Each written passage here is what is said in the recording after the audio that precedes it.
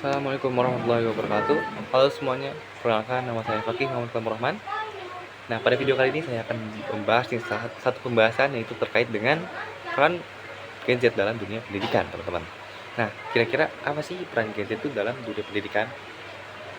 Saya sendiri juga merupakan Gen Z ya, kelahiran 2006. Nah, saya itu sering mendengar kalau Gen Z itu dibilang sering bermalas-malasan, sering bermain gadget, dan juga sering meng-scroll TikTok. Tapi ya mungkin itu dampak negatif dari adanya teknologi lah. Tapi kita harus membuka dua sisi, yaitu ada sisi positifnya juga. Sisi positifnya itu sangat berdampak besar bagi pendidikan kita untuk ke depan dan juga bagi bangsa Indonesia. Jadi teman-teman, kita mulai dari yang pertama dulu ya. Yang pertama sendiri, kita memang tumbuh dan hiduplah berbarengan dengan teknologi. Kita beririkan dengan teknologi gitu. Nah, kalau dulu itu kita harus belajar harus dengan buku dan juga harus di kelas. Tapi sekarang itu kita bisa belajar melalui platform-platform digital seperti YouTube, terus juga Spotify, terus Twitter, Instagram, dan lain-lain. Banyak hal lah untuk kita dapat belajar gitu.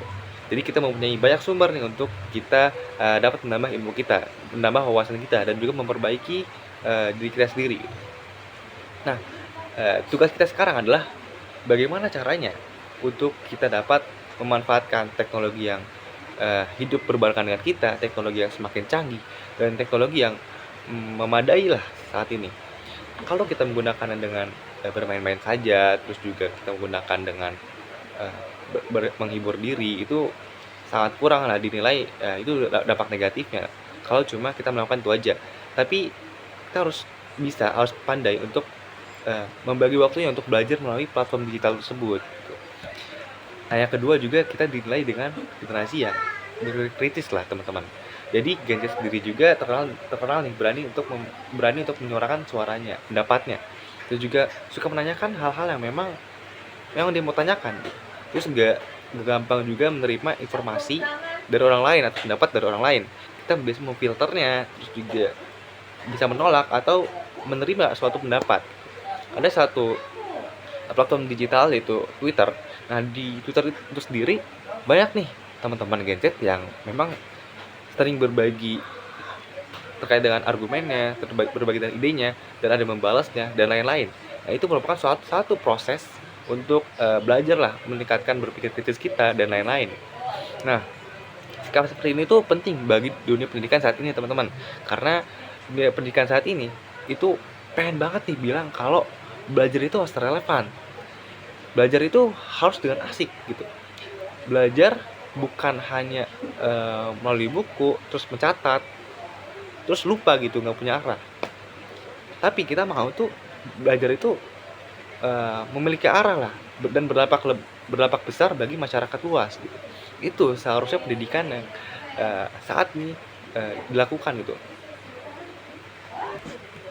Dan generasi Z saat ini juga merupakan agent of change atau agen perubahan, di mana dengan ada teknologi tersebut kita bisa membuat nih berkolaborasi, kita bisa membuat pendidikan lebih baik lagi ke depannya.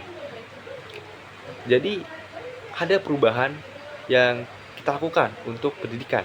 Kita bukan cuma sebagai siswa, tapi kita juga bisa memberikan pendapat, memberikan ide dengan contohnya video-video kreatif kita kepada orang lain, kepada orang banyak.